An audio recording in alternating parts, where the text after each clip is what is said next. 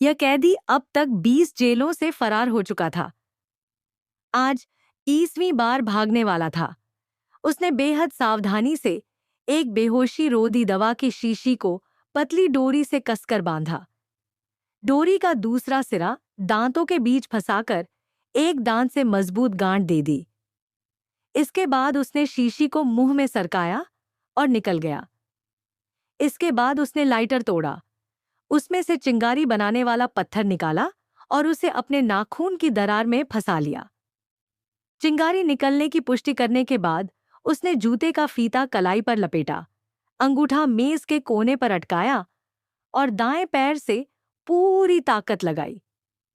अंगूठा अपनी जगह से खिसक गया और चेहरे पर दर्द की लकीरें उभर आईं। कुछ ही देर में पहरेदार उसे हथकड़ी लगाकर अस्पताल ले गए, क्योंकि शेफ के बेटे की जान बचाने के लिए तुरंत बोन मैरो की जरूरत थी। और मैच सिर्फ इसी कैदी से हुआ। यह सुनते ही उसे समझ आ गया कि यह भागने का सही समय है। वह पहले से तय कर चुका था कि जैसे ही डॉक्टर हथकड़ी खोलेगा और ऑपरेशन टेबल पर लेटा आएगा, वह अपनी चाल चलेगा। ऑपरेशन के लिए बांधे जाने के बाद बेहोशी का इंजेक्शन लगने से ठीक पहले उसने जीभ से डोरी खींची और शीशी को मुंह में लाकर चुपचाप तोड़ दिया। इंजेक्शन के बाद भी असर न होने पर डॉक्टर हैरान रह गया।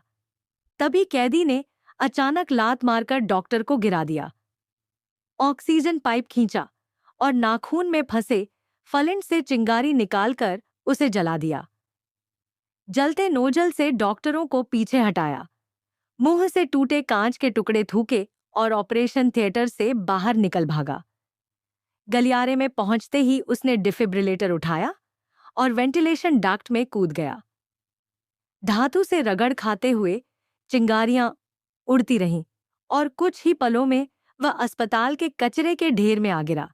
वहां से सीवर लाइन के रास्ते बाहर निकला और सड़क पर पहुंचते ही एक कार पर कब्जा कर फरार हो गया।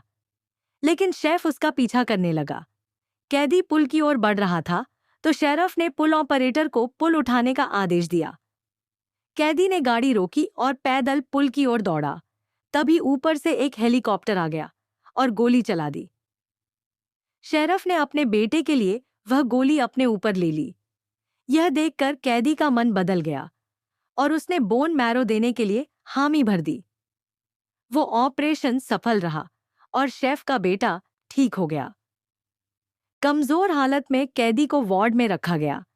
होश में आते ही उसने सबसे पहले शेफ के बेटे की हालत पूछी।